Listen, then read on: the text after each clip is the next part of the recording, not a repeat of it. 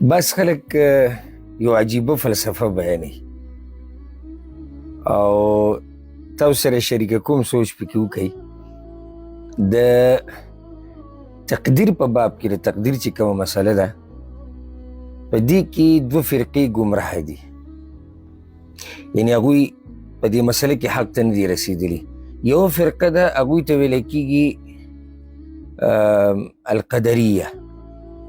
دا قدري چې دی د ده دا عقیده یي چې دا انسان چې څه کوي، د ده چې دا کوم کارونه دي او افعال دي، دا دی په خپله جوړوي. یعنې ټول اختیار د انسان دی او دا ګمراه دي، ځکه چې اصل اختیار او مشیت خو د الله دی.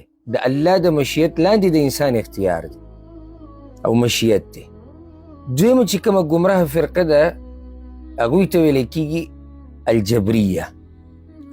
د دې جبري انسان دا عقیده یي چې دا دی چې څه کوي دی پکې مجبوره دی. یعنې الله پې هر څه په زور کوي، والعیاذ بالله. د ده نه خپل اختیار شتي، نه مشیت شتي.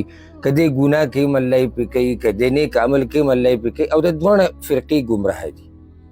الحمدلله زمونږ عقیده هغه دا ده چې اصل اختیار او مشیت هغه د الله سره دی، او د الله اختیار او مشیت اصل دی. انسان لم الله رب العزت اختیار ورکړی دی، خو هغه اختیار او مشیت د الله د اختیار لاندې.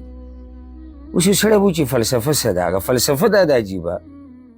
بعض خلک د دنیا په باب کې د ځان نه قدریه جوړ کړي، او د دین په باب کې چې د دیندارۍ خبر راشي د ځان نه جبریه جوړ کړي. څنګه زه به تاسو پوه کړم؟ دی به سهار ماښام په دنیا پسې داسې منډې وهي که نه، ځان به بې سم لیونی کړی، او بلکل تې دا یېري چې دا زه چې څه کوم دا د هغه وخته پورې هېڅ هم نشي کېدی چې څو پورې الله رب العزت نه یې غوښتلي. زه دا نه وایم چې منډې به نه وی، کوشش به نه کوې، کوې به، خو زه هسې د دې خلکو هغه طریقه ذکر کوم.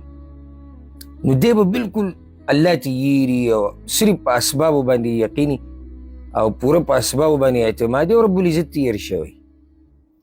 د دین باب ته چې کله راشي، ته ورته د دیندارۍ ووایې، د مانځه ورته ووایې، د اودس ورته ووایې، د علم ورته ووایې، الله ته نږدې کېدو ورته ووایې، بس بیا وایي دعاګانې کوه. دعاګانې کوئ چې الله رب العزت طاقت راکړي، او چې الله توفیق راکړي، او چې کله الله وغوښته وبه شي. اوس دلته مذهب د جبریه وکړو، یعنې چې زه مجبوره یم، څه چې کېږي هغه به الله کوي، زما پکې د سره څه اختیار نشته. اوس زه په دې پوهه نه شوم چې د دین دپاره ستا سوچ دغه دی. منو دعاګانې به م غواړو، د الله نه به امیدونه م ساتو، او چې څو پورې الله نه یې غوښتلي یو کار نه کېږي، هدایت یو انسان ته نه میلاویږي. خو دا انسان خو هم څه خپې لاس وهي که نه، د دنیا دپاره دومره منډې چې هلته د یو سړي نه الله یېر شي، او د دین په باب کې بیا ټوله خبره دغې ته پاتې شي چې یاره دعاګانې کوئ، یاره بس که الله توفیق راکړو، یاره دیندارۍ ته مې ډېر زړه کېږي، خو کاش او ارمان. بس عجیبه دا خلک دي. امید ده انشاءالله تاسو زما په دې خبره رسېدلي یې. نو الله رب العزت به موږ له هدایت هم راکړي، الله رب العزت به زموږ د ګناهونه مو وبخي، الله رب العزت به موږ له په دین کې ترقي راکړي. خو شرط دا دی چې ما او تا کې اخلاصي او کوشش وکړو، محنت وکړو، او ورسره دعاګانې، امیدونه، دا خو سره لازم دي. او دې نه د کوشش او د محنت نه بغیر دا نه کېږي. الله رب العزت دې موږ ټولو ته په دین باندې د عمل کولو طاقت راکړي.